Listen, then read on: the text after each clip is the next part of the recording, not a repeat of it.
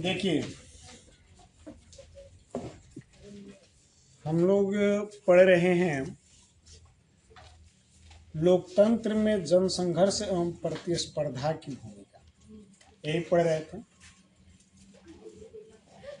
और इस दौरान हम लोगों ने कुछ चर्चा किया था जनसंघर्ष की, और पहला उदाहरण पढ़ा था बिहार का छात्र आंदोलन या जयप्रकाश नारायण की संपूर्ण क्रांति। उसके बाद कुछ क्षेत्रीय आंदोलनों की चर्चा की बात की थी, और इस दौरान कल हम लोगों ने चिपको आंदोलन की बात किया था। आज पहला टॉपिक होगा दलित पैंथर्स।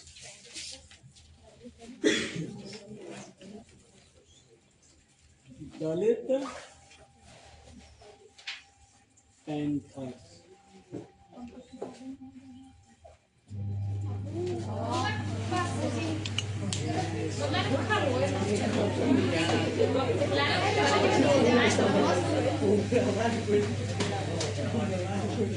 तो दलित पैंथर्स की हम लोग बात करें तो स्थान इसका समझ लीजिए महाराष्ट्र से संबंधित है। कहाँ से? महाराष्ट्र।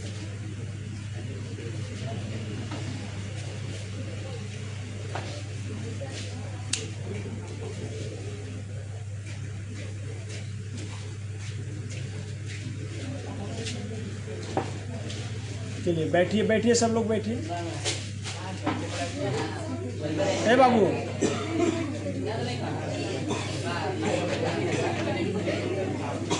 देखिए, दलित पैंथर्स महाराष्ट्र के दलितों के सामाजिक आर्थिक बदलावों से संबंधित है। महाराष्ट्र में रहने वाले जो दलित लोग थे, तो महाराष्ट्र के दलितों के सामाजिक और आर्थिक दशा में सुधार करने के लिए, बदलाव करने के लिए दलित पैंथर्स का गठन किया गया था। ऐसे तो डॉक्टर भीमराव अंबेडकर ने हिंदू जाति व्यवस्था के ढांचे से बाहर दलितों को समाज में एक गरिमापूर्ण स्थान दिलाने का अथक प्रयास किया था। हम लोग इतिहास में पढ़े हैं, इतिहास में हम लोग पढ़े हैं कि भीमराव अंबेडकर ने बहुत प्रयास किया था, बहुत अथक प्रयास किया था कि जो भारत में हिंदू जाति व्यवस्था है, इस व्यवस्था में हम जानते हैं कि दलितों को सबसे नीचे के पायदान में रखा जाता है और उनका शोषण किया गया। उस समय की बात है। तत्कालिक व्यवस्था में काफ़ी बदलाव आ चुका है और हमें अब नहीं लगता कि इस तरह की किसी भी तरह का समाज देखने को मिलता है। हम लोग अपने अपने गांवों में देख सकते हैं कि अब सब लोग मिल करके रहते हैं। अब कोई किसी से बड़ा छोटा नहीं है, कोई ऊंच नीच का भेदभाव नहीं है। अब एकाध को अगर कोई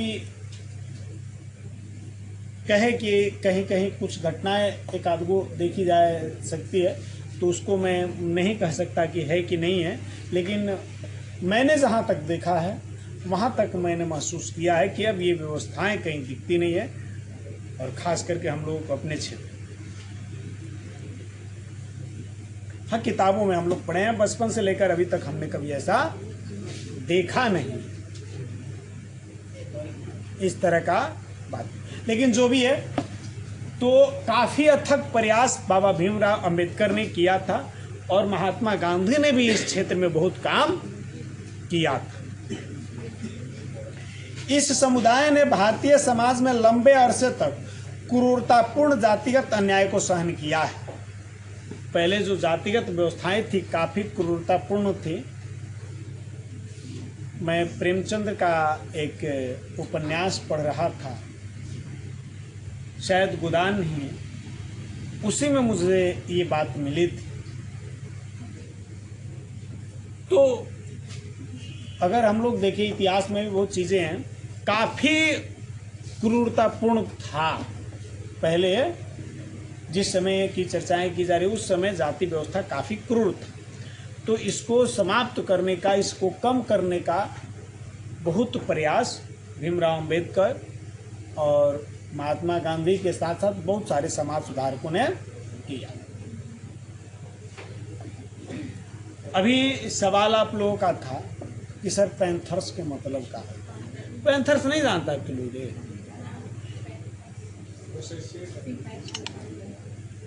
चीता को पैंथर्स, ये पार्टी के नाम रखा गया है दलित पैंथर्स। पैंथर्स में नहीं चीता होता है, ठीक ना। 1970 के दशक के प्रारंभ में भारतीय समाज के शिक्षित दलितों की प्रथम पीढ़ी ने विभिन्न मंचों से भारतीय संविधान में सन्निहित अपने अधिकारों एवं हकों की आवाज उठाई। शिक्षित दलितों की इस पीढ़ी में ज्यादातर शहर की झुग्गी बस्तियों में पलकर बड़े हुए दलित थे और इसी क्रम में महाराष्ट्र में दलित हितों की दावेदारी के लिए 1972 में दलित युवाओं का एक संगठन बना जिसे दलित पैंथर्स कहा जाता है। अगर दलित पैंथर्स की हम लोग बात करें तो महाराष्ट्र में सन 1972 ईस्वी में इसका गठन किया गया था। क्या हुआ कि 1970 के दशक में जो ये जाति व्यवस्थाएं थी जिनके कारण इनका शोषण होता था, तो कुछ पढ़े लिखे दलित नवयुवकों ने अपने हक की लड़ाई के लिए एक मंच तैयार किया, एकजुटता दिखाई और एक संगठन बनाया। खास करके महाराष्ट्र में जो झुग्गी झोपड़ियों में रहने वाले, शहरों के झुग्गी झोपड़ियों में रहने वाले पढ़े लिखे दलित थे, उन लोगों ने मिल करके एक संगठन बनाया और उसी संगठन का नाम रखा गया दलित पैंथर्स। यह एक संगठन बनाया गया किसके द्वारा? दलित पढ़े लिखे नवयुवकों द्वारा महाराष्ट्र में। कब इसकी स्थापना की गई थी? तो 1972। भारतीय संविधान में छुआछूत की प्रथा की समाप्ति के बावजूद भारतीय समाज से छुआछूत समाप्त नहीं हुआ। देखिए, हमारी संविधान जब लागू हुआ था तो संविधान में इस बात का स्पष्ट उल्लेख है कि छुआछूत को समाप्त कर दिया गया। भारतीय संविधान में मौलिक अधिकार में इसको शामिल किया गया।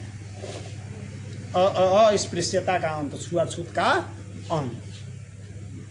इसके बावजूद भी धरातल पर यह उतना जल्दी समाप्त नहीं हुआ, काफी लंबे अरसे तक चला। अब नहीं चलता है, हम लोगों ने अनुभव किया है। हम लोग देखते हैं अब कहीं कोई भेदभाव और छुआछूत वाली बात कहीं भी नहीं दिखता है। आज मंदिरों में सब लोग जा रहे हैं पूजा करने के लिए, सभी सार्वजनिक स्थलों पर सबकी एंट्री है, कोई किसी पर रोक नहीं है। अब देखो, व्यक्तिगत भावना की बात करें तो ये व्यक्तिगत भावना को हम लोग नहीं कर सकते हैं, और अगर थोड़ी बहुत इस तरह की चीज़ें कहीं कहीं देखने को मिल जाती है तो उसको जाति से जोड़ के मत देखिए, आचरण से जोड़ के देखिए। जाति से जोड़ के मत देखो, आचरण से देखो। अब आप साफ सुथरा नहीं रहिएगा, बढ़िया से नहीं रहिएगा, तो दूसरा कोई आपसे थोड़ा सा भेदभाव तो करबे न करेगा, वो किसी भी जाति के। रेलगाड़ी, बसों आदि में बैठते समय हम थोड़े अपने बगल वाले की जाति पूछ के बैठते हैं, पूछ के बैठते हैं। लेकिन ये बात सही है कि अगर कोई लेटाइल पोटाइल होके सीटवा के बगल में बैठे लोग तो बैठे के मन करी, आप भले सीट छोड़ करके खड़े होकर के चले जाइएगा, नहीं बैठिएगा। तो ये जाति से जोड़ करके इसको नहीं देखना है। तो इसलिए हम कहते हैं कि आज अब ये समाप्त हो गया है। लेकिन हम लोग अपने बात पर आते हैं कि उस समय संविधान में तो भले ही उल्लेख कर दिया गया था छुआछूत के अंत का, लेकिन अभी सामाजिक तौर पर अंत नहीं हुआ था। सन 1960 एवं 70 के दशक में सरकार द्वारा इस संबंध में बनाए गए विभिन्न अधिनियमों के बावजूद दलितों के साथ सामाजिक भेदभाव तथा हिंसा का बर्ताव जारी रहा। 60-70 के दशक में काफी जोर शोर पर चलता रहा। दलित महिलाओं के साथ दुर्व्यवहार तो होते ही थे, जातिगत प्रतिष्ठा की छोटी मोटी बातों को लेकर दलितों को काफी परेशान भी किया जाता था उस समय 60-70 के दशक में। दलितों पर हो रहे सामाजिक एवं आर्थिक उत्पीड़न को रोक पाने में सरकार द्वारा निर्मित कानून बेअसर हो रहे थे और आप जानते हैं कि जब तक स्थानीय लोगों का सहयोग नहीं मिलेगा सरकार की कोई भी कानून कभी सफल नहीं हो सकती है। और इसका जीता जागता उदाहरण हम लोग हर बार शराबबंदी को लेकर देख लेते हैं ना। जब तक स्थानीय लोगों का सपोर्ट नहीं मिलेगा, केवल सरकार के द्वारा कानून बना देने से कुछ होगा नहीं। स्थानीय सपोर्ट बहुत जरूरी है और सरकार की भी लापरवाहियां हैं। कानून बना देने से थोड़े हो जाएगा, उसको इम्प्लीमेंट करना चाहिए, उसको ढंग से लागू करना चाहिए। लेकिन ढंग से क्या लागू कर रहा है?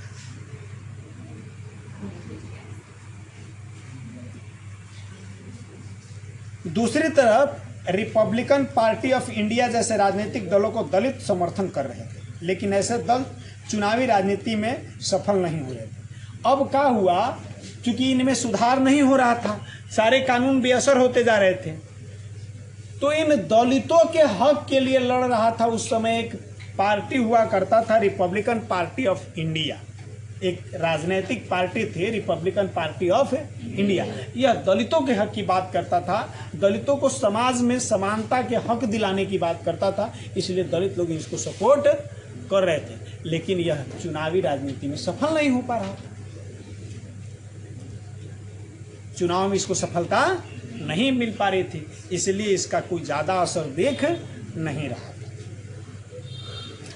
ये सब कारण थे जिसके चलते दलित पैंथर्स ने दलित अधिकारों की दावेदारी करते हुए जन कार्रवाई का रास्ता अख्तियार किया। और इसीलिए ये सब कुछ देखा गया और तंग आकर के दलित पैंथर्स का गठन किया गया। और दलित पैंथर्स ने दलितों के अधिकारों की दावेदारी के लिए जन कार्रवाई का रास्ता अख्तियार किया कि अब जो करना है हम ही लोगों को करना है, सरकार हमारे लिए कुछ करने वाले नहीं। महाराष्ट्र के विभिन्न क्षेत्रों में दलितों पर बढ़ रहे अत्याचारों से लड़ना दलित पैंथर्स की मुख्य जिम्मेदारी थी। तो दलित पैंथर्स का मुख्य उद्देश्य क्या था, मुख्य जिम्मेदारी क्या था कि जो दलितों पर हो रहा अत्याचार है उसके खिलाफ हम लोगों को लड़ना है, जन कार्रवाई करना है। इसने दलितों पर हो रहे अत्याचारों के मुद्दे पर लगातार विरोध आंदोलन चल रहा है और परिणाम स्वरूप 1889 में सरकार द्वारा एक व्यापक कानून के अंतर्गत दलितों पर अत्याचार करने वालों पर कठोर दंड का प्रावधान कर दिया। तो इनके द्वारा चलाए जा रहे दलित पैंथर्स के द्वारा लगातार चलाए जा रहे जन आंदोलनों का परिणाम हुआ कि सरकार ने 1989 ईस्वी में कानून बना करके जो ऐसा कार्य कर रहे थे, जो दलितों पर अत्याचार कर रहे थे, उन लोगों पर कठोर दंड का प्रावधान कर क्या किया, कठोर दंड का प्रावधान किया। 1989 में यह कानून बनाया गया और इस कानून में इस बात का उल्लेख किया गया कि अगर दलितों पर अत्याचार किया जा रहा है, दलितों का शोषण किया जा रहा है, तो शोषण करने वाला दोषी पाए गए व्यक्ति पर कठोर दंड लागू किया जाए। बाद में दलित पैंथर्स के बृहद विचारधारात्मक कार्यक्रम अपनाए। अब उसके बाद दलित पैंथर्स ने अपना विचारधारा थोड़ा व्यापक करना शुरू किया, जैसे जाति प्रथा उन्मूलन।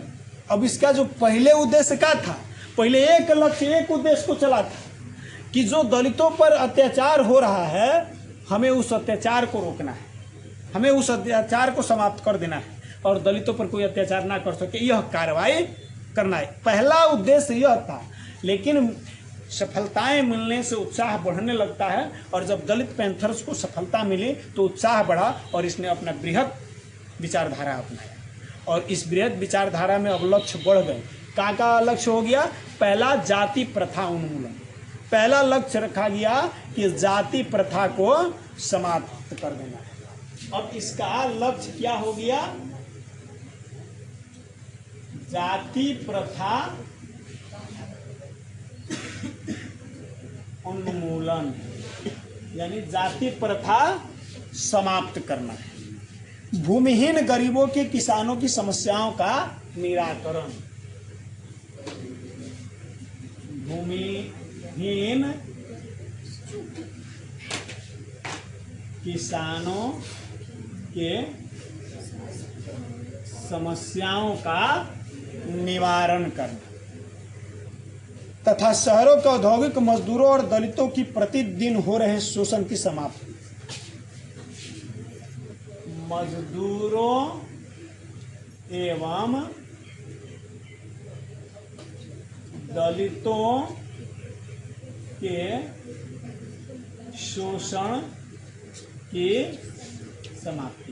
इन सारे विचारधाराओं को लेकर के अब दलित पैंथर्स ने काम करना शुरू कर दिया। प्रारंभ में इसकी विचारधाराएं छोटी थी, लेकिन धीरे धीरे जब सफल होने लगा तो इसकी विचारधाराएं बढ़ने लगी।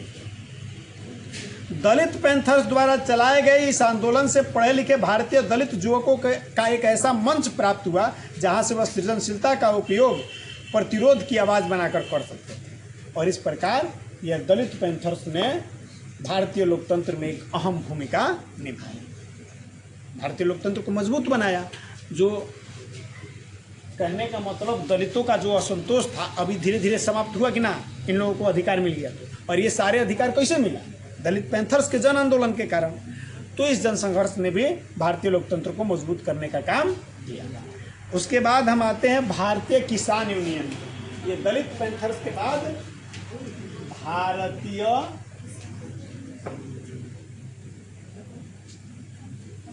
किसान यूनियन। ये सब किन चीज का उदाहरण है? जनसंघर्ष का उदाहरण है। ये संघर्ष का उदाहरण है, जनसंघर्ष का उदाहरण है। हम लोग यही ना पाठ में पढ़ रहे हैं, लोकतंत्र में जनसंघर्ष एवं प्रतिस्पर्धा की भूमिका। तो अब भारतीय किसान यूनियन, ये सब टॉपिक का ध्यान रखना, क्वेश्चन आता है इस सब टॉपिक से। दलित पैंथर्स ले आता है, चिपको आंदोलन से आता है, भारतीय किसान यूनियन से आएगा, और भी कई चीज़ें पढ़नी है। हाँ, सब्जेक्टिव की बात मैं कर रहा हूँ। हाँ, दीर्घ उत्तरीय में सब्जेक्टिव में कहा आएगा, लघु उत्तरीय दीर्घ उत्तरीय में आएगा, वगैरह में ऑब्जेक्टिव थोड़ी आ जाएगा।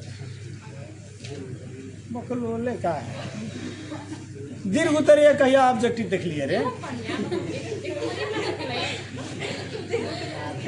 ऑब्जेक्टिव में आता है तो इसको कहो ऑब्जेक्टिव आता है, तो ये कह रही कि दीर्घ उत्तरीय में ऑब्जेक्टिव आ जाएगा।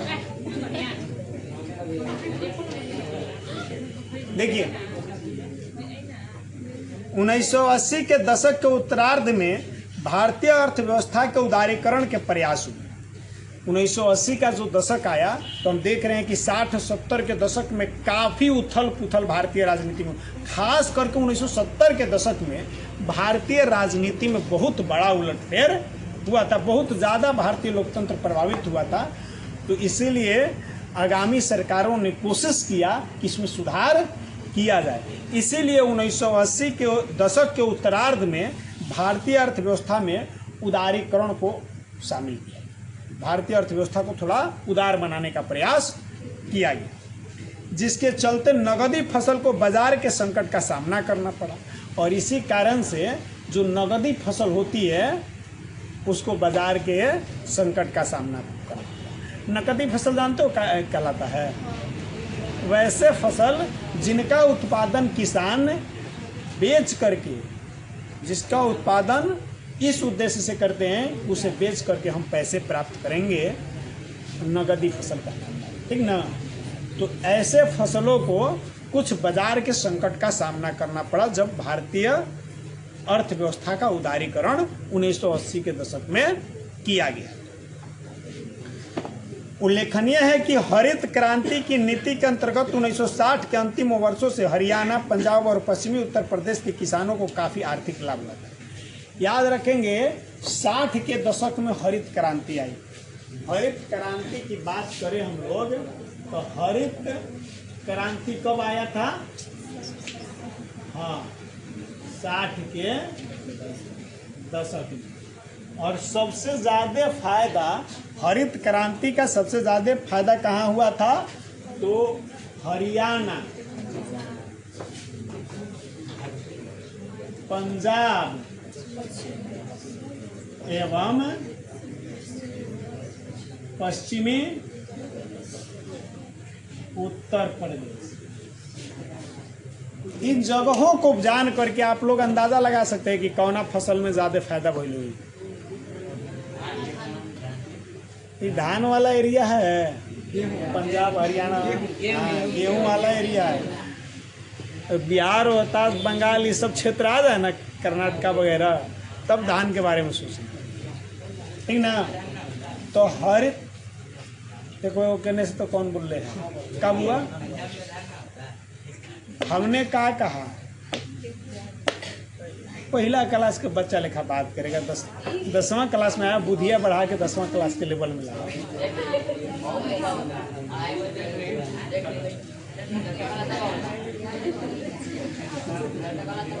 देखिए, हम लोग जब बातें करें तो हर क्षेत्र अपनी अपनी विशेषताओं के लिए प्रमुख होता है। अब रोहतास जिला का पहाड़ी क्षेत्र जो है वो तुतला भवानी, मारझर कुंड और धुआं कुंड जैसे वाटरफॉल के लिए प्रसिद्ध है ना। तब तुतला भवानी के लिए प्रसिद्ध हो गया या ताराचंडी के लिए रोहतास प्रसिद्ध हो गया, तो आप यो कहोगे हमनियों गाँव तो दुर्गा जी के मंदिर है। ये कोनो बात है ना, काहे के लिए वो प्रसिद्ध है, इसकी चर्चा हो रही है। चलो, तो 1960 के दशक में अगर एक्यूरेट डेट पूछे ना, 68 वाला लेना, 1968 को माना जाता है। लेकिन 1960 के दशक में कृषि में काफ़ी प्रयोग किया गया और इसका परिणाम हुआ कि हरित क्रांति, खास करके हरित क्रांति का फायदा इन 3 राज्यों को मिला था। और किस फसल को ज़्यादा फायदा मिला था? गेहूं को हरित क्रांति का सबसे ज़्यादा फायदा मिला था, ठीक ना। इसके बाद के वर्षों में इन इलाकों में गन्ना और गेहूं मुख्य नगदी फसल बन गया। तो गेहूं का मुख्य उत्पादन होने के चलते इस इलाका में गन्ना और गेहूं दोनों मुख्य नगदी फसल बन गए। अब गेहूं का भी खूब उत्पादन होने लगा तो लोग इसको भी बेचने लगे, तो यह भी नगदी फसल में आ गया। और गन्ना तो नगदी फसल ऑटोमेटिक हो जाता है। भारतीय किसान यूनियन ने गन्ने और गेहूं के सरकारी खरीद मूल्य में बढ़ोतरी करने, कृषि से संबंधित उत्पादों के अंतर्राज्यीय आवाजाही पर लगी पाबंदियों को समाप्त करने, समुचित दर पर गारंटी युक्त बिजली आपूर्ति करने, किसानों के बकाये कर्ज माफ करने तथा किसानों के लिए पेंशन योजना का प्रावधान करने की मांग की। तो उस समय जो भारतीय किसान यूनियन था, इन किसानों के लिए कुछ मांग सरकार से रख दिया, ठीक ना। किसानों के लिए सरकार के समक्ष भारतीय किसान यूनियन ने मांग रखा। क्या क्या मांग रखा गया? मांग रखा गया पहला कि जो गेहूं और गन्ना है, इसके खरीद मूल्य पर, सरकारी खरीद मूल्य जैसे पैक्स में हम लोग बेचते हैं, सरकारी खरीद मूल्य को बढ़ाया जाए ताकि किसानों को लाभ हो। कृषि से संबंधित जितने भी उत्पाद हैं उनका अंतर्राज्यीय आवाजाही पर जो पाबंदी लगाया गया है उस पर पाबंदी हटा दिया जाए। जोन भी रोक लगाओ बा ओकरा के हटा दिया ताकि आराम से ये एक राज्य से दूसरे राज्य में जाकर के बेचा जा सके। समुचित दर पर गारंटी युक्त बिजली मिले, बिजली सही रेट से मिले और गारंटी युक्त बिजली मिले, यानी कि टाइमली मिल सके। ये नहीं कि एक कोनो ठहरे ठिकाना न रहे, लाइन कट गया तो 2-4 दिन गायबे रहेगा, आया तो चल रहा है, थोड़ा सा बारिश हुआ लाइन कट गया, थोड़ी सी हवाएं बही। अरे इसके लिए आप अपना इंफ्रास्ट्रक्चर डेवलप कीजिए। आप उपभोक्ता को काहे परेशान करते हैं? ये बिजली विभाग की मनमानी है, गलती है। अब बारिश होगा तो आप लाइन काट दीजिएगा, आंधी में लाइन काटा जाता है, अब थोड़ी सी हवा बह रही है उसमें भी काट दीजिएगा। ये आपकी इंफ्रास्ट्रक्चर की गलती है ना। आप ऊपर वैसे व्यवस्था कीजिए कि थोड़ी सी हवा और बारिश से उस पर प्रभाव न पड़े। आंधी रोकने के लिए थोड़े कोई कह रहा है। आप किसान के जो बकाया कर्ज रह गया है उसको सरकार माफ करवा दे, जो बैंक से लोन लिया है उसको माफ करवा दे। तथा किसानों के लिए पेंशन योजना का प्रावधान ला दिया। जैसे अभी चलता है पीएम किसान योजना, प्रत्येक किसानों को वर्ष में 6,000 रुपये दिए जाते हैं। हाँ, प्रत्येक किसानों को मिलता है। उसके लिए कुछ नियम है, उसको फॉलो कीजिए तभी ना मिलेगा, सरकारी लाभ ऐसे मिलेगा। तो ये पेंशन योजना लागू करना, ये इतने मांगों को रखा गया सरकार के समक्ष। किसने रखा? भारतीय किसान यूनियन ने, जो ये संगठन थी किसानों के लिए एक अखिल भारतीय संगठन थी। इस संगठन ने किसानों के इन अधिकारों की मांग सरकार के सामने रखी। महाराष्ट्र के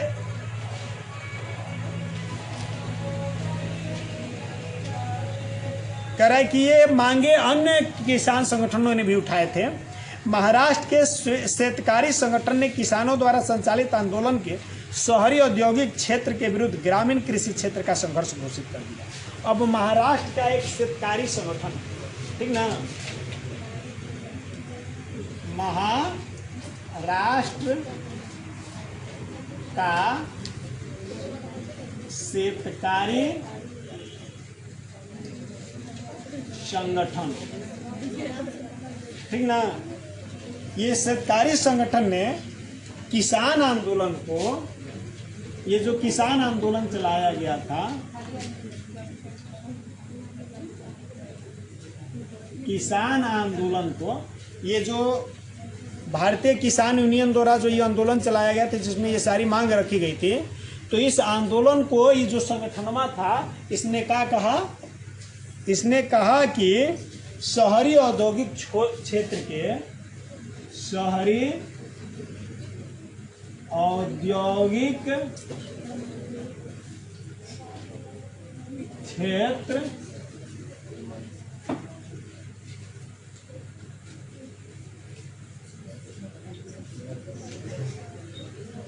के विरुद्ध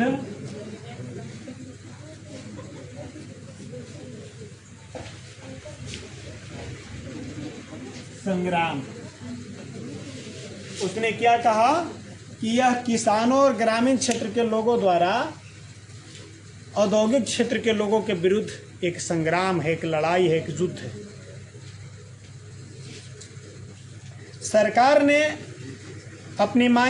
सरकार से अपनी मांगे मनवाने के लिए भारतीय किसान यूनियन ने रैली, धरना प्रदर्शन और जेल भरो अभियान जैसे कार्यक्रम का सहारा लिया। अब क्या किया?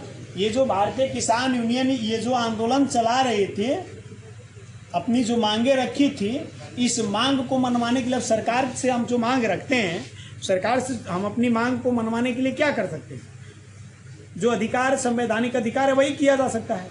तो हमारे संविधान में इस स्पष्ट तौर पर लिखा गया है कि हम अपनी मांगों को लेकर के शांतिपूर्ण तरीके से सरकार के विरुद्ध धरना प्रदर्शन कर सकते हैं। तो किसान यूनियन ने यही किया, रैली निकाला, धरना प्रदर्शन किया और जेल भरो अभियान चलाया। जेल भरो अभियान क्या होता है? जब आप सड़कों पर उतरिएगा, आंदोलन कीजिएगा, तो सरकार प्रशासनिक तरीके से आपको चाहती है कि इस आंदोलन को हम समाप्त कर दें, इस आंदोलन को कमज़ोर कर दें, ख़त्म करवा दें। पहले सरकार यही कोशिश करती है, तो इसके लिए प्रशासनिक कार्रवाई की जाती है। तो इसमें क्या होता है कि प्रशासनिक पदाधिकारी आते हैं, दूसरे को नेता को पकड़ लेते हैं कि अब नेता लोग पकड़ा जाएगा तो बाकी लोग डरे भाग जाएगा। लेकिन जब यूनियन बना करके, एकजुटता बना करके कोई सुचारू ढंग से कोई आंदोलन किया जाता है, तो लोग जानता है कि ऐसा घटना होगी, पुलिस पदाधिकारियों द्वारा कुछ लोगों को गिरफ्तार किया जाएगा, तो ये लोग भी तैयारी में रहता है। वो एक दो चार को नेता के पकड़ के ले जाएगा ना, तो सब लोगों के साथ जाएगा, चलो जेल में डालोगे, सबको क्यों डालो। इसी को जेल भरो अभियान कहा जाता है। तो इन अभियानों का सहारा किसानों ने लिया, इन लोगों ने रैलियां की, धरना प्रदर्शन किया, यहाँ तक कि जेल भरो अभियान।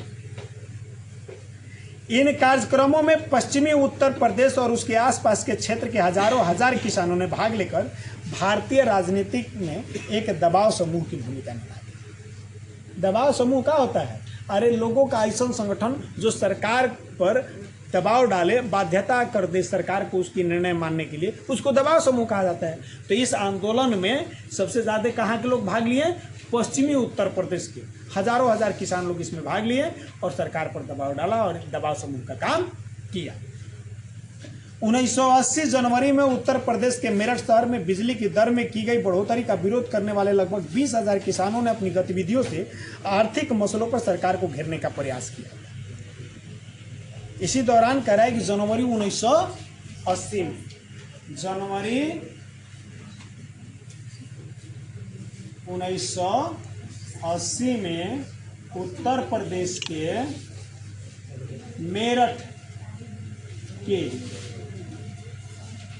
मेरठ के रहने वाले बिजली दर की बढ़ोतरी, बिजली दर की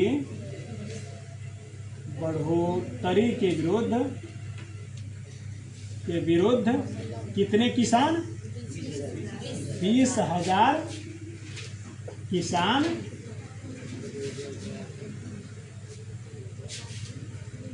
ने सरकार को घेरने का काम किया या प्रयास किया, ठीक ना। तो ये भारतीय किसान यूनियन। भारतीय किसान यूनियन के बारे में आपको बता दें कि भारतीय किसान यूनियन जो था, इसके प्रमुख थे, अक्सर इनका नाम पूछता है, इनका नाम था महेंद्र सिंह टिकैत। इनका नाम था, हाँ, महेंद्र सिंह टिकैत। इसके राष्ट्रीय समायोजक समिति के संयोजक थे राष्ट्रीय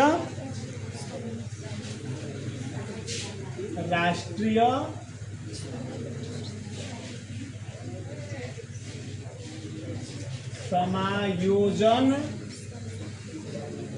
समिति के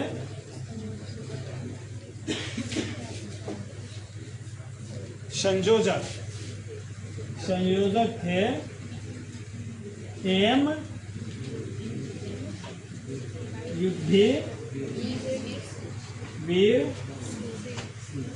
युद्धवीर सिंह, ठीक ना।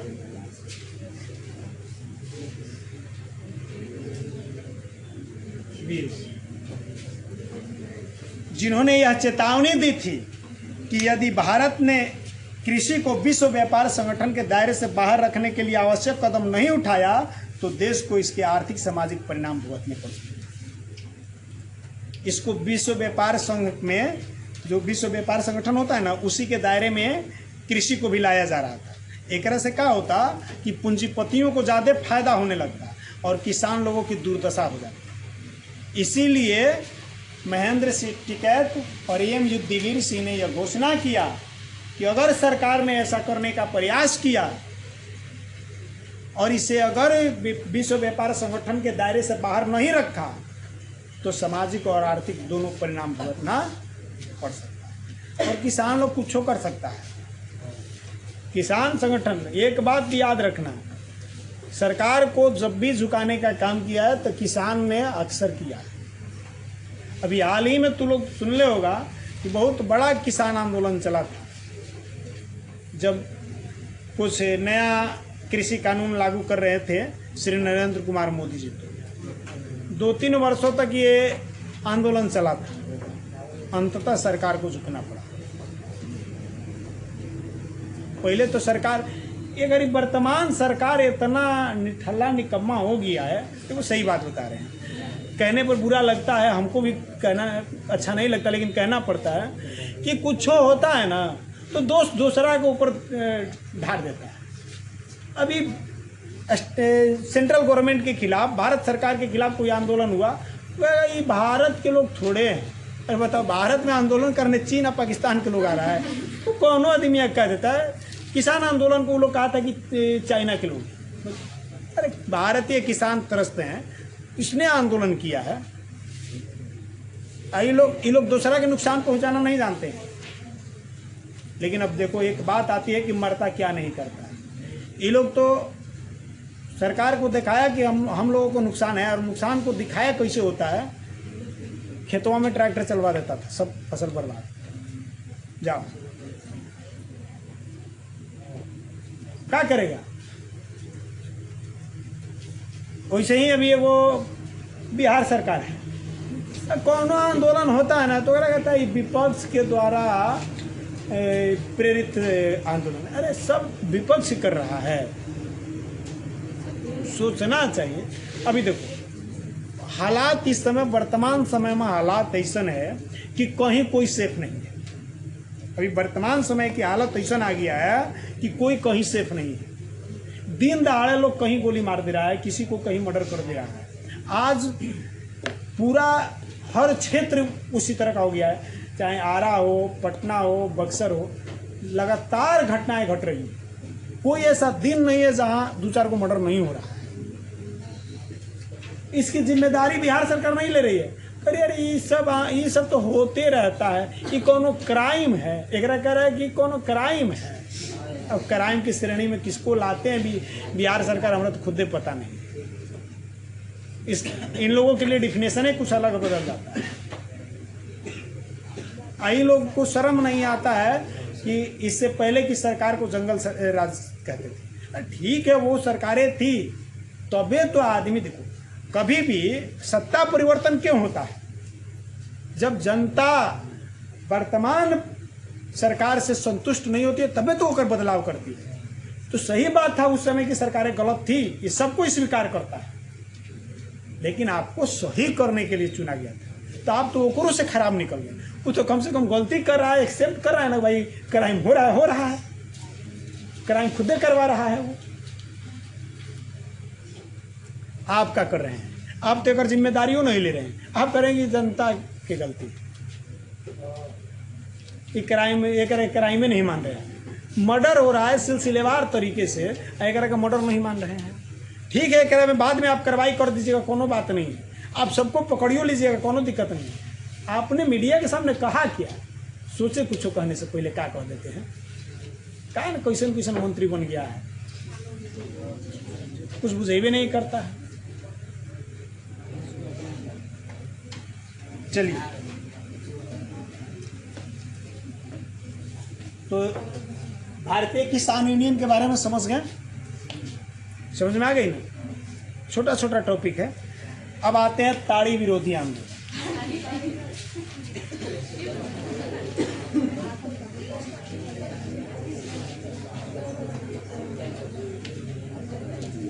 कब हुआ? हाँ तो आपको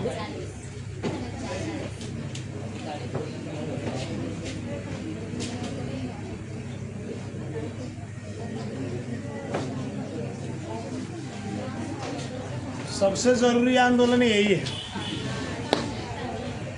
ताड़ी विरोधी आंदोलन। तुम लोग क्या चलाना चाहिए, है ना? तुम लोग के गांव में एक प्रभाव ज्यादा। ऐसे एक बारे में पढ़ चुके हैं थोड़ा सा। ताड़ी विरोधी आंदोलन नहीं, लेकिन एक इसी तरह का एक आंदोलन हुआ था, याद है? चिपको आंदोलन में वहाँ के महिलाओं ने भाग लिया था शराबे बंदी के लिए। तो ताड़ी विरोधी आंदोलन उठे है। ये आंदोलन कहाँ हुआ था? ये दक्षिण भारत में हुआ, ठीक ना?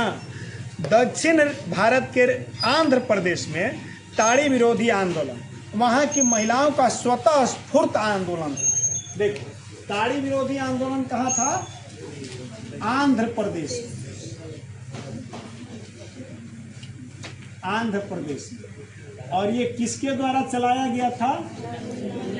महिलाओं के द्वारा। स्वतः स्फूर्त माने समझ में आता है कि कोई ना, अभी बता रहे थे कि अभी वर्तमान सरकार के खिलाफ कोई आंदोलन कर रहा है तो कह देता है कि ये विपक्ष के द्वारा प्रेरित है। तो कोई प्रेरित करके आंदोलन चलाता है ना, तो ओकरा के प्रेरित आंदोलन कहा जाता है। आ जौन अपना मन से चालू हुआ हो ओकरा के स्वतः स्फूर्त। तो एकरा में कोनो राजनेता नहीं थे, एकरा में कोई स्वयंसेवक संगठन नहीं था, इसमें कोई समाज सुधारक लोग नहीं था। ये महिला लोग अपना मन ही प्लान बना दिया। तो एकरे के स्वतः स्फूर्त आंदोलन कहा था। यहाँ की महिलाओं ने अपना मन बनाया, परेशान हो गई थी, पुरुषों के ताड़ी पीने और दारू पीने से। कहा कि लोग ऐसे सुधरेगा नहीं, तो सुधारने का तरीका है पीने और पिलाने दोनों को सुधारना पड़ेगा। खाली पीने वाला को सुधारने की कोशिश में रहिएगा तब वो ना सुधरेगा, और खाली पिलाने वाला को सुधारने की कोशिश में रहिएगा तब वो ना सुधरेगा। इसको सुधारने के लिए पीने वाला पिलाने वाला दोनों को सुधारना पड़ेगा। यही प्लान बनाया महिलाओं। इस आंदोलन के जरिए महिलाएं अपने आस पड़ोस में मदिरा की बिक्री पर पाबंदी की मांग कर रही। क्या कर रही थी? मदिरा के बिक्री पर, दारू ताड़ी सब ये सब बिकता है ना, इस सब के बिक्री पर इन लोगों ने रोक लगाने की मांग सरकार ने की है कि भाई आपको इस पर रोक लगाना पड़ेगा, ये बंद करवाइए, बिकना नहीं चाहिए। वर्ष 1992 के सितंबर अक्टूबर माह में वहां की ग्रामीण महिलाएं शराब के विरुद्ध आंदोलन छेड़कर अपनी ग्रामीण अर्थव्यवस्था में सुधार लाना चाहती। ये कब हुआ था? सितंबर अक्टूबर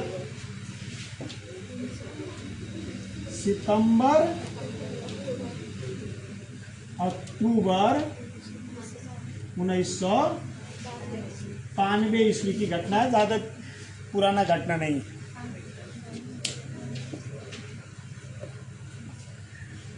तो 1992 सितंबर अक्टूबर के महीने में महिलाओं ने शराब के विरुद्ध आंदोलन करके चाहा कि हम अपनी आर्थिक और सामाजिक स्थिति सुधार करें। कल भी हमने चर्चा के दौरान बताया था कि शराब जो है, अगर व्यक्ति शराबी हो जाता है तो उस घर की आर्थिक और सामाजिक स्थिति एकदम बदतर हो जाती है।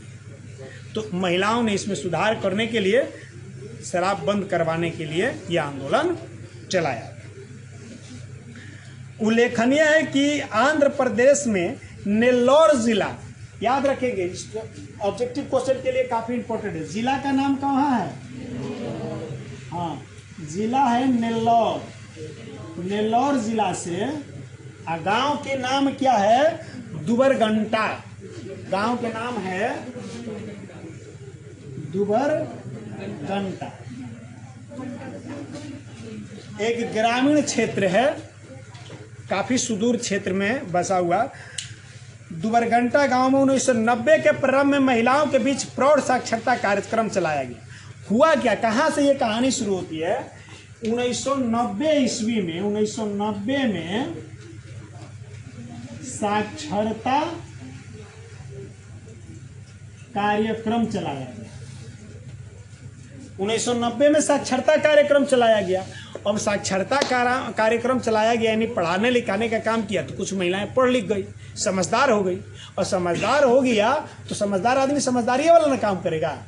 ये लोग को समझ में आने लगा कि हम लोगों के जो गांव में या समाज में या घरों में जो दयनीय स्थिति, आर्थिक और सामाजिक स्थिति इतना गड़बड़ है, एक पीछे कारण है कि हम लोगों के घर के लोग दारू अताड़ी पी के आ रहा है। यह कारण है कि अगर एकरे का हम लोग बंद करवा दें तो हम लोगों के दशा में सुधार हो जाए। इस कार्यक्रम में उस गांव की महिलाएं बड़ी संख्या में पंजीकरण करा करके कक्षाओं में अपने घर के पुरुषों पर देसी शराब ताड़ी आदि पीने की शिकायतें करती। अब महिलाएं जाती थी पढ़ने के लिए, नाम लिखवा लिया, सब नाम लिखवा लिया, पढ़ने जाने लगी। अब्सेंटी खूब होता था। तो लोग कैसे अब्सेंटी होता है? तो तरह तरह के बहाना बनाते।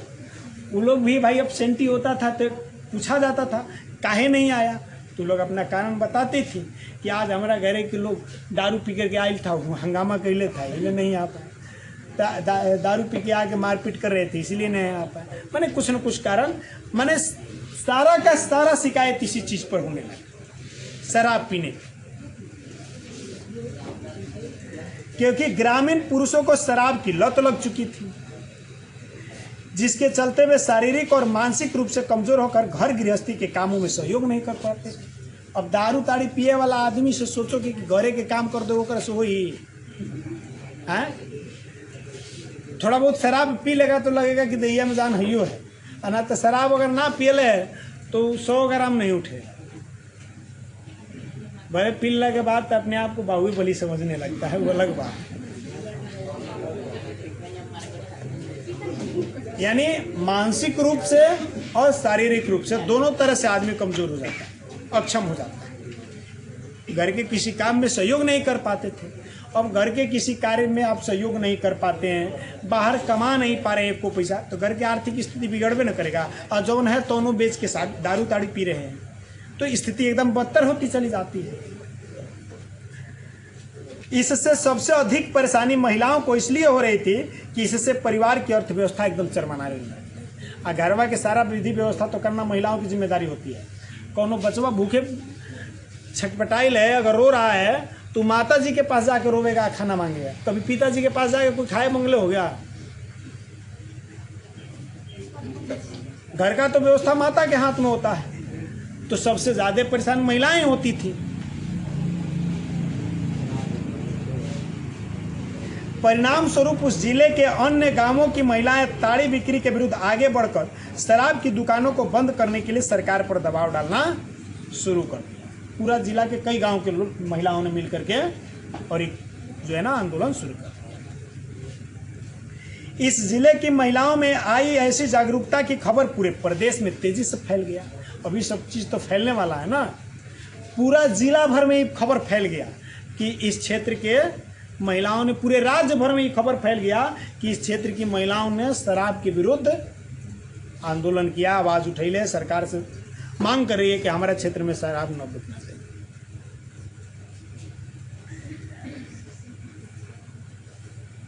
जिसके चलते करीब 5000 गांवों की महिलाओं ने ताड़ी विरोधी आंदोलन में भाग लेकर ताड़ी पर प्रतिबंध संबंधी एक प्रस्ताव संबंधित जिले के जिलाधिकारी को भेज दिया। 5000 महिलाएं इकट्ठी हुई और इन लोगों ने एक प्रस्ताव तैयार किया जिसमें यह प्रस्तावित था कि ताड़ी और शराब की बिक्री हमारे क्षेत्र में बंद किया जाए। और इसके लिए उन लोगों ने अपने जिला के जिलाधिकारी के पास यह प्रस्ताव भेज दिया। इस प्रकार नेल्लौर जिले का यह आंदोलन पूरे सूबे भर में फैल गया। और यह आंदोलन जो नेल्लौर जिला से शुरू हुआ था यह पूरे राज्य भर में फैल गया। बाद में ताड़ी विरोधी यह आंदोलन महिला आंदोलन का एक हिस्सा बन गया। आगे चलकर महिला आंदोलन हुआ और उसी आंदोलन का एक हिस्सा ही बन गया, क्योंकि महिलाओं द्वारा प्रेरित यह भी आंदोलन था जिसका नारा था ताड़ी की बिक्री बंद करो। इस आंदोलन का नारा क्या था? नारा था ताड़ी बिक्री बंद करो, ताड़ी बिक्री बंद करो। इस साधारण नारे ने पूरे प्रदेश में सिर्फ महिलाओं के जीवन को ही प्रभावित नहीं किया, बल्कि इसके व्यापक सामाजिक, आर्थिक और राजनीतिक मुद्दे को देश के सामने रख करके लोकतांत्रिक सरकार की कार्यशैली पर भी प्रश्न चिन्ह लगा दिया था। राजनीतिक प्रभाव भी इसका पड़ा था। अब इतना बड़ा ये कार्यक्रम हो गया, इतना बड़ा यह आंदोलन हो गया, पूरे प्रदेश भर में, राज्य भर में फैल गया। तो सब राजनीतिक पार्टियां चाहती थी कि इस पर हम काम करके हम वाहवाही लूट लें। कहे कि तो फिक्स हो गया था कि जिस पार्टी के द्वारा, जिसके कलमों से, जिसके हाथों से यह आंदोलन सफल किया जाएगा, यानी ये बात माना जाएगा, महिलाओं का वोट उसी को मिलेगा। आज नीतीश कुमार को सब महिला काहे वोट कर देती है? बस दारू बंदी कानून के कारण। अब वो तो अपने तरफ से किया है ना, स्थानीय प्रशासन की गलती है और आपकी गलती है, स्थानीय लोगों की गलती है। सरकार तो कानून बनाना था सो बना दिया।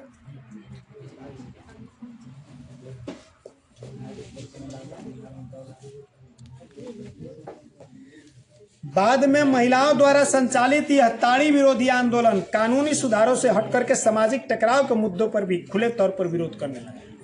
अभी खाली कानूनी तौर पर नहीं रह गया, यह आंदोलन अब व्यापक होने लगा।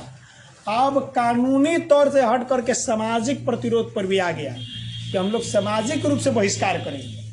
खाली कानून बन जाएगा तो कम हो जाएगा? काहे फेल है बिहार में कानूनों में खाली बनने से? ओजा उन्होंने सामाजिक स्तर पर भी विरोध करना शुरू कर दिया कि हम लोग दुकानों पर जाकर बंद करवाएंगे। करवाया था वहां की महिलाओं ने, सारे दुकानों पर जाकर के खुद से सारे दुकान बंद करवाए थे। अब एक को दुकानों पर 1000 को महिला पहुंच जाए, किसका हिम्मत है कि खोल देगा। यही कारण था कि 1990 के दशक के दौरान महिला आंदोलन ने सामाजिक समान राजनीतिक प्रतिनिधित्व की मांग कर अपने लिए स्थानीय निकायों में अपना प्रतिनिधित्व सुनिश्चित कराया। और यही कारण था कि महिलाओं में इतना जागरूकता आ गया था कि 1990 के दशक में महिला आंदोलन हुआ और महिलाओं ने समान प्रतिनिधित्व की मांग किया। कहा कि ऐसे काम नहीं चलेगा। ये सरकार हमनी के बतिया काहे नहीं सुन रही है कि पुरुष प्रधान समाज, सरकार भी पुरुष प्रधान है, ये पुरुषे के बारे में ज्यादा सोच रही है। अगर हम लोगों की सरकार होती है, महिलाओं कुछ होता तो हमारी बतिया को जल्दी सुन लेता। इसलिए कहा कि नहीं, ये बाहर से काम चलेगा नहीं, हम लोग भी जब सरकार में शामिल होंगे तब हम लोग अपनी भलाई के बारे में सोच सकते हैं। और इसीलिए महिलाओं ने समान प्रतिनिधित्व की मांग रखा। संविधान का 73वें एवं 74वें संशोधन अधिनियम द्वारा स्थानीय राजनीतिक निकायों में उन्हें प्रतिनिधित्व प्रदान हो गया। और संविधान में 73वां 74वां संविधान संशोधन हुआ है, पढ़ लें आप लोग, याद है? 73वां 74वां संविधान संशोधन नहीं याद है? बताओ क्या पढ़ता है? 73वां संविधान संशोधन ग्राम पंचायत, 74वां संविधान संशोधन शहरी निकाय, नहीं पढ़े ले हैं? इसमें महिलाओं को 50% आरक्षण बिहार में, तो महिलाओं को स्थानीय सरकारों में प्रतिनिधित्व का मौका 73वां 74वां संविधान संशोधन द्वारा दिया गया। समझ में आ गई? ये जनसंघर्ष बताइए कि लोकतंत्र को प्रभावित किया कि नहीं किया?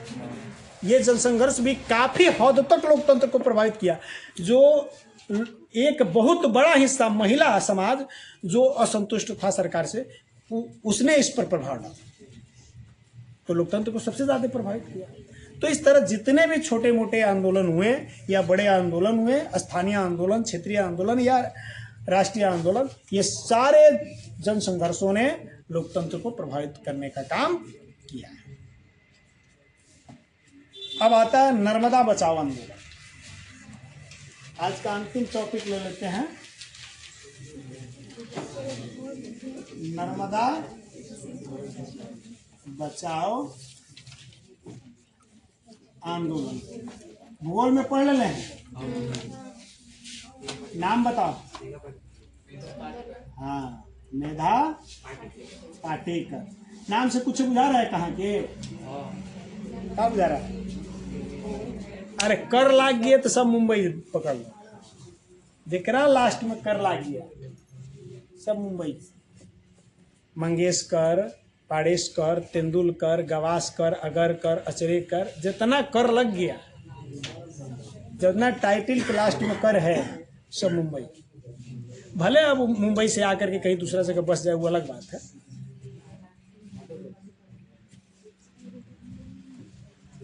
तो चिपको आंदोलन भी पढ़िए ले हैं हम लोग, 2 बार पढ़े करा के, एक रुक आज पढ़ते हैं।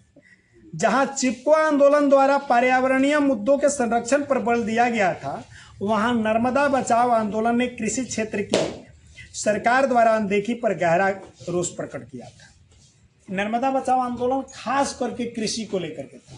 बतैले थे जो टिहरी में बांध बन रहा था, जिसके कारण पूरा टिहरी वाला बात नहीं है, ये नर्मदा की बात हम लोग कर रहे हैं, गुजरात वाला क्षेत्र में।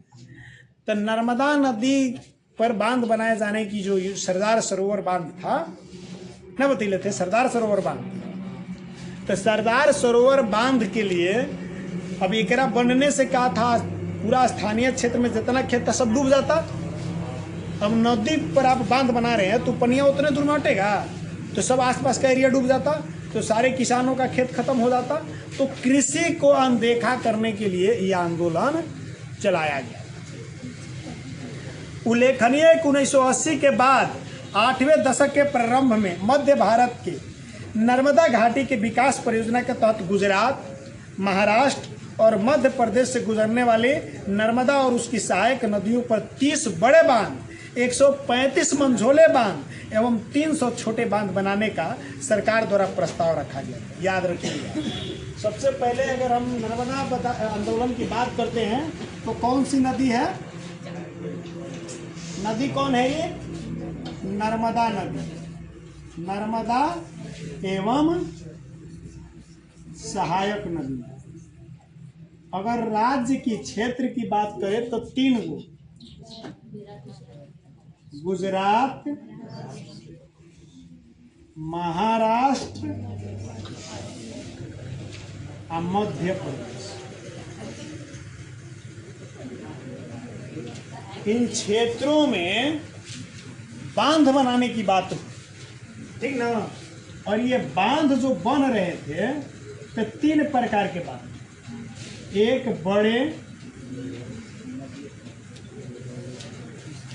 उसके बाद मंझोला और उसके बाद छोटा। तो बड़ा बांध कितना था? 30 गो, मंझोला और छोटा, इतने बांध बनाने की बात चल रही, ठीक ना? यहाँ उल्लेखनीय है कि प्रस्तावित बांधों के निर्माण से संबंधित राज्यों के 245 गांवों को डूबने की आशंका थी। अब बात क्या था कि अगर ये बांध बन जाते, ये सारे बांध अगर बन जाते, सरकार ने जो ये योजना रखी थी, जो ये कार्यक्रम रखा था कि अब 30 को बड़हन बांध बनवाएंगे, उससे कुछ छोटा बांध 135 को और छोटा बांध 300 हम बनवाएंगे। अगर ये सारे बांध बन जाते तो इन सारे बांधों के बनने से क्या होता? 245 गांव डूब जाते। 245 गांव डूब जाते। अब तू लोग सोच रहा है कोई से गांव डूब जाएगा? गांव के डूबने की स्थिति देखना है ना तो शाहपुर क्षेत्र में चले जाओ घूमने के लिए। इसीलिए गंगा जी बह के जाती है शाहपुर से। एकदम तटवे पर वो गांव बसल है जौना का नाम है जोइनिया गांव।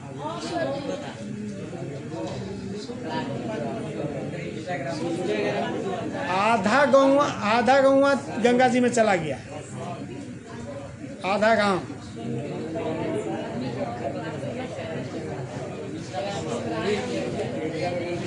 चलिए देखते हैं। अभी पटना भी हाई अलर्ट में है। अब पटना में कटाव नहीं होता है, पटना डूब जाता है केवल।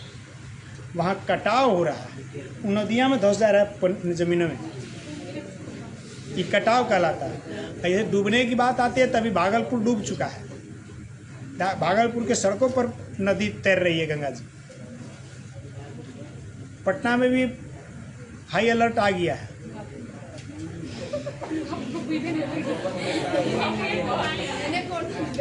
बताओ तुम लोग के मुंह में आ गया। चलो देखिए थोड़ा सा, तो 245 गांवों के डूबने की आशंका थी कि इन बांधों के निर्माण से 245 गांव डूब जाएंगे, गुजर जाएंगे। परिणाम स्वरूप प्रभावित गांवों के करीब 2.5 लाख लोगों के पुनर्वास का मुद्दा स्थानीय कार्यकर्ताओं ने उठाकर सरकार के विरुद्ध आंदोलन खड़ा कर दिया। अब 245 को गांव के लगभग 2.5 लाख जनता थी, इतने लोग बेघर हो जाते। अब गौवा सब डूब जाएगा तो ये लोग कहाँ जाएगा? सब खेत खलिहान डूब गया, घर डूब गया, वो लोग रहेगा कहाँ? भूखे मरने की नौबत आ जाएगी। तो इनके पुनर्वास की बात उठाया स्थानीय समुदाय के लोगों ने और सरकार के विरुद्ध आंदोलन चालू कर दिया।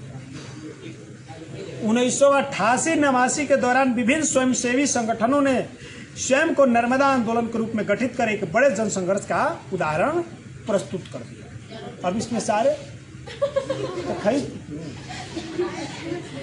सारे स्वयंसेवी संगठन भी, जो छोटे छोटे एनजीओ संगठन आदि होते थे, सबने अपने आप को इस नर्मदा बचाओ आंदोलन में जोड़ दिया और यह एक व्यापक आंदोलन का रूप धारण कर लिया।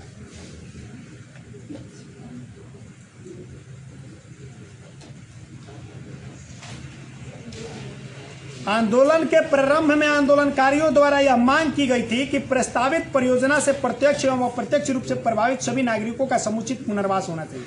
शुरू में ये जो आंदोलन, नर्मदा बचाओ आंदोलन जब चालू किया गया था तो उस समय एकमात्र लक्ष्य रखा गया था कि जितने प्रभावित लोग हैं इनके पुनर्वास की व्यवस्था किया जाए। एक तरह के यहीजल हटा के कहीं दूसरी जगह सरकार द्वारा बसा दिया जाए, इसी को पुनर्वास कहा। तो पुनर्वास की समस्या को लेकर के आवाज उठाया गया था। इस आंदोलन की सबसे बड़ी उपलब्धि यह थी कि इसने लोकतांत्रिक पहलुओं को गांव तक पहुंचाया, क्योंकि अब लोकतांत्रिक जागरूकता के कारण ही ना गांव के लोगों ने आवाज उठाया था। तो इस आंदोलन की सबसे बड़ी उपलब्धि यही थी कि जो राजनीति था वो गांवों तक अब पहुंचने लगा था। लोकतंत्र के अधिकारों की बात अब गांवों तक पहुंचने लगा।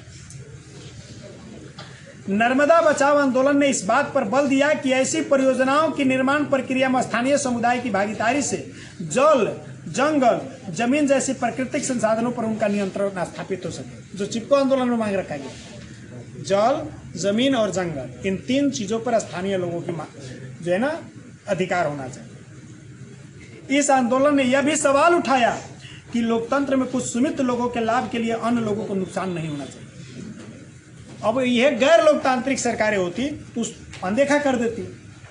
कुछ लोगों को एक तरह से फायदा हो रहा है तो कुछ लोगों को नुकसान से कोनो मतलब नहीं था। लेकिन लोकतंत्र में यही विशेषता है कि यह कुछ लोगों की फायदा के लिए कुछ लोगों को नुकसान नहीं दे सकता है। और यही बात लोकतंत्र में पुनर्जीवित किया गया नर्मदा बचाओ आंदोलन के द्वारा।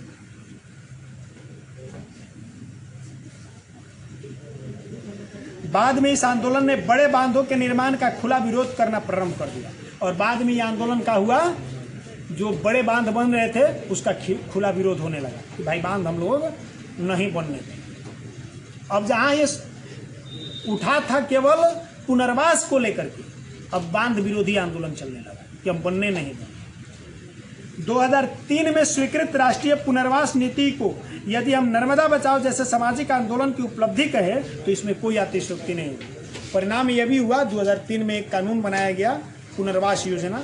तो ये भी माना जा सकता है कि नर्मदा बचाओ आंदोलन का ही परिणाम था कि ये कानून बनाना पड़ा सरकार को। तो ये सारे आंदोलन हमने देखा कि किस तरह से लोकतंत्र को प्रभावित।